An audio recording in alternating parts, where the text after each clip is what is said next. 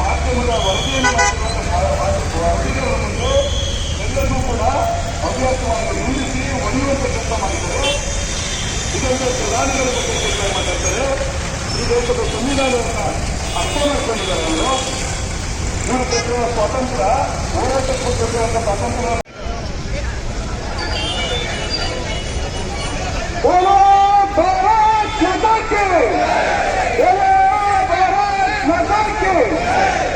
ಭಾರತ ಮಾತೆಯ ರಕ್ಷಣೆ ಯಾರವನೇ ಯಾರವನೇ ಭಾರತ ಮಾತೆಯ ರಕ್ಷಣೆ ಯಾರವನೇ ಯಾರವನೇ ಭಾರತ ಮಾತೆಯ ರಕ್ಷಣೆ ಯಾರವನೇ ಯಾರವನೇ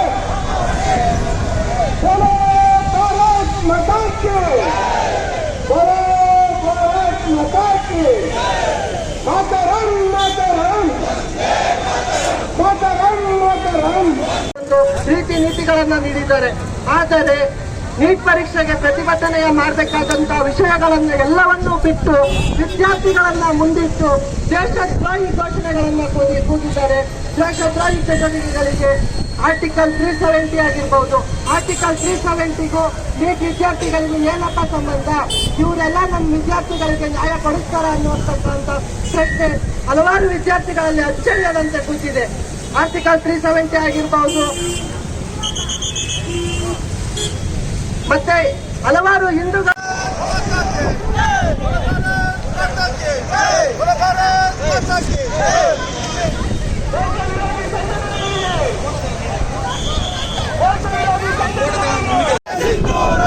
ಜಮ್ಮು ಮತ್ತು ಕಾಶ್ಮೀರ ಭಾರತ ಮಾತೆಯ ಸಿಂಧೂರ ಭಾರತ್ ಮಾತಾ ಕಿ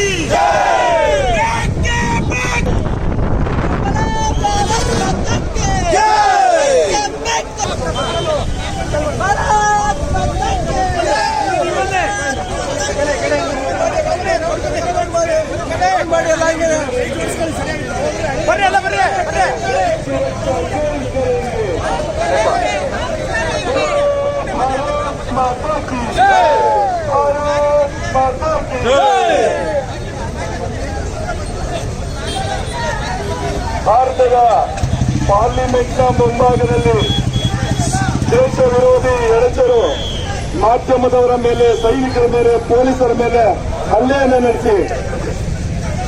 ಆತ್ಮೀಯ ಎಲ್ಲ ನನ್ನ ವಿದ್ಯಾರ್ಥಿ ಬಂಧುಗಳೇ, ಇಲ್ಲಿ ನೆರೆದಿರ್ತಕ್ಕಂತ ಎಲ್ಲ ನನ್ನ ಶ್ರದ್ಧಾ ತಾಯಂದಿರೇ ಹಾಗೂ ನನ್ನ ಆತ್ಮೀಯ ಯುವಕ ಮಿತ್ರರೇ, ರಾಷ್ಟ್ರದಲ್ಲಿ ಹಲವಾರು ದಿನಗಳಿಂದ ಪ್ರತಿಭಟನೆ ನಡೀತಾ ಇದೆ. ಪ್ರತಿಭಟನೆ ನಡೆದು ಅದರ ಸ್ವರೂಪ ಹೇಗಿದೆ ಅಂತ ಹೇಳಿದ್ರೆ, ಭಾರತದ ಪ್ರಜಾಪ್ರಭುತ್ವದ ದೇವಾಲಯ ಆಗಿರ್ತಕ್ಕಂತ ಸಂಸತ್ತಿನ ಮೇಲೆ ದಾಳಿ ಮಾಡ್ತಾ ಹೋಗ್ತಕ್ಕಂಥದ್ದು. ಯಾವುದೇ ಯುವ ಜನತೆ ಮೊದಲು ರಾಷ್ಟ್ರವನ್ನ ಗಮನದಲ್ಲಿ ಇಟ್ಕೊಂಡು ಯಾವುದೇ ಪ್ರತಿಭಟನೆಗಳನ್ನ ಮಾಡಬೇಕು.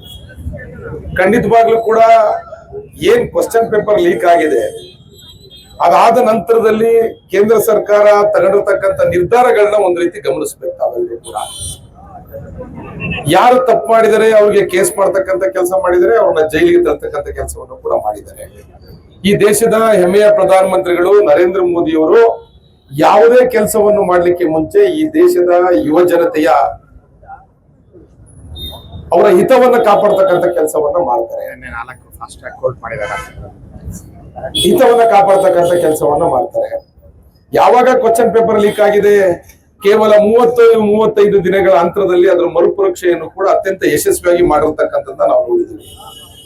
ಆದ್ರೆ ಈ ಯುವ ಜನತೆಯನ್ನ ಉದ್ದೇಶ ಪೂರ್ವಕವಾಗಿ ಏನು ರಾಷ್ಟ್ರದ್ರೋಹಿಗಳು ಅವರ ಜೊತೆಗೂಡಿ ಯುವ ಜನತೆಯನ್ನ ದಾರಿ ತಪ್ಪಿಸ್ತಕ್ಕಂಥ ಕೆಲಸ, ದಿಕ್ಕು ತಪ್ಪಿಸ್ತಕ್ಕಂಥ ಕೆಲಸವನ್ನ ನಾವು ಇವತ್ತು ಖಂಡಿಸ್ತಕ್ಕಂಥ ಕೆಲಸವನ್ನ ಮಾಡ್ತಾ ಇದ್ದೀವಿ. ನಿನ್ನೆ ಈ ದೇಶದ ಹೆಮ್ಮೆಯ ಪ್ರಧಾನಮಂತ್ರಿಗಳು ಫಾಸ್ಟ್ ಟ್ರ್ಯಾಕ್ ಕೋರ್ಟ್ ಅನ್ನು ಕೂಡ ಮಾಡ್ತೀವಿ ಅಂತಕ್ಕಂಥ ಭರವಸೆಯನ್ನ ಕೊಟ್ಟಿದ್ದಾರೆ. ಇವತ್ತು ಕ್ಯಾಬಿನೆಟ್ ನಲ್ಲಿ ಅದನ್ನ ಅನುಮೋದನೆಯನ್ನು ಕೂಡ ತಗೊಂತಾರೆ ಅಂತಕ್ಕಂಥ ಮಾತನ್ನು ಕೂಡ ಈ ಸಂದರ್ಭದಲ್ಲಿ ನಾನು ಹೇಳ್ತೀನಿ.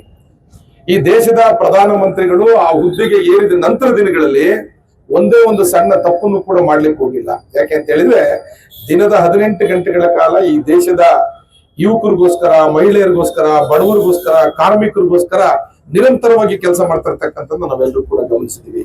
ಹಾಗಾಗಿ ಏನು ಪ್ರತಿಭಟನೆಯ ದಾರಿಯ ದಿಕ್ಕನ್ನು ತಪ್ಪಿಸ್ತಕ್ಕಂಥ ಕೆಲಸವನ್ನು ಮಾಡ್ತಿರ್ತಕ್ಕಂಥ ವಿರೋಧ ಪಕ್ಷಗಳಿಗೆ ನಾನು ತಾವುಗಳು ತಮ್ಮನ್ನ ಗೆಲ್ಲಿಸಿ ಕಳಿಸಿದಾರಲ್ಲ, ನೀವು ಸಂಸತ್ತಿನಲ್ಲಿ ಆಡಳಿತ ಪಕ್ಷಕ್ಕೆ ಪ್ರಶ್ನೆ ಹಾಕೋದ್ರ ಮುಖಾಂತರ ಇಕ್ಕಟ್ಟಿಗೆ ಸಿಲಿಸ್ತಕ್ಕಂಥ ಕೆಲಸವನ್ನ ಮಾಡಿ ಸರ್ಕಾರ ಉತ್ತರ ಕೊಡ್ಲಿಕ್ಕೆ ವಿಫಲ ಆದಂತ ಸಂದರ್ಭದಲ್ಲಿ ಯಾವುದೇ ರೀತಿ ಪ್ರತಿಭಟನೆ ಮಾಡಿದ್ರೆ ನಮ್ದೇನ್ ಅಭ್ಯಂತರ ಇಲ್ಲ. ಆದ್ರೆ ನಿಮ್ಮನ್ನ ಆಯ್ಕೆ ಮಾಡಿ ಕಳಿಸಿ ಪ್ರಜಾಪ್ರಭುತ್ವದ ದೇಗಲಾಗಿರ್ತಕ್ಕಂಥ ಪಾರ್ಲಿಮೆಂಟ್ ನಲ್ಲಿ ಹೋಗಿ ಯುವಕರ ಸಮಸ್ಯೆ ಇರ್ಬೋದು, ಬಡವರ ಸಮಸ್ಯೆ ಇರ್ಬೋದು, ವಿದ್ಯಾರ್ಥಿಗಳ ಸಮಸ್ಯೆ ಇರ್ಬೋದು ಕೇಳ್ತಕ್ಕಂಥ ಕೆಲಸವನ್ನು ಮಾಡದಲೆ ಪಲಾಯನವಾದಗಳ ರೀತಿಯಲ್ಲಿ ಹೊರಗಡೆ ಬಂದು ಸಂಸತ್ತಿಗೆ ನುಗ್ಗಿಸ್ತಕ್ಕಂಥ ಕೆಲಸವನ್ನ ಮಾಡಬೇಡಿ ಅಂತೇಳಿ ಸಂದರ್ಭದಲ್ಲಿ ಹೇಳ್ತಾ, ಯುವ ಜನತೆ ರಾಷ್ಟ್ರೀಯತೆಯನ್ನ ಗಮನದಲ್ಲಿ ಇಟ್ಕೊಂಡು ಹೋರಾಟವನ್ನ ಮಾಡಬೇಕು.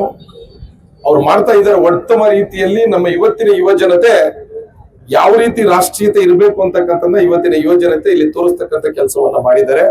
ಖಂಡಿತವಾಗ್ಲೂ ಕೂಡ ಈ ದೇಶದ ಹೆಮ್ಮೆಯ ಪ್ರಧಾನಮಂತ್ರಿಗಳು ಫಾಸ್ಟ್ ಟ್ರ್ಯಾಕ್ ಕೋರ್ಟ್ ಅನ್ನು ಕೂಡ ರಚನೆ ಮಾಡಿ ಅದರ ಮುಖಾಂತರ ಯಾವ ವಿದ್ಯಾರ್ಥಿಗಳಿಗೆ ಮತ್ತೆ ಯುವ ಜನತೆಗೆ ನ್ಯಾಯ ಕೊಡಿಸ್ತಕ್ಕಂಥ ಕೆಲಸವನ್ನ ಮಾಡ್ತಾರೆ ಅಂತ ಹೇಳಿ ಈ ಸಂದರ್ಭದಲ್ಲಿ ಧನ್ಯವಾದಗಳು. ಇವತ್ತೇನು ಡೆಲ್ಲಿಯಲ್ಲಿ ಜಂತರ್ ಮಂತರ್ ಅಲ್ಲಿ ಕಾಂಗ್ರೆಸ್ ಜನತಾ ಪಾರ್ಟಿ ಯುವಕರನ್ನೆಲ್ಲ ಕರ್ಕೊಂಡೋಗಿ ನೀಟ್ ಬಗ್ಗೆ ಪ್ರತಿಭಟನೆ ಮಾಡ್ತಿದೆ. ಅದನ್ನ ಇವಾಗ ಯುವ ಪೀಳಿಗೆಗೆ ನೀಟ್ ಬಗ್ಗೆ ಪ್ರತಿಭಟನೆ ಮಾಡಿದ್ರೆ ನಮಗೆ ಯಾವುದೂ ಅಭ್ಯಂತರ ಇಲ್ಲ. ಆದರೆ ಆ ನೀಟ್ ನೆಪದಲ್ಲಿ ದೇಶದ ವಿರುದ್ಧ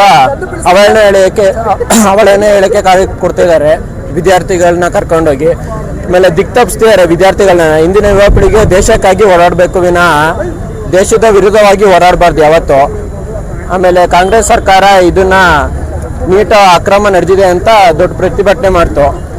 ಕರ್ನಾಟಕದಲ್ಲೂ ಅನೇಕ ಸರಿ ಕಾಂಗ್ರೆಸ್ ಸರ್ಕಾರ ಅಧಿಕಾರದಲ್ಲಿದ್ದಾಗಲೇ ಅನೇಕ ಪೇಪರ್ ಲೀಕ್ ಆಗಿದ್ದಾವೆ.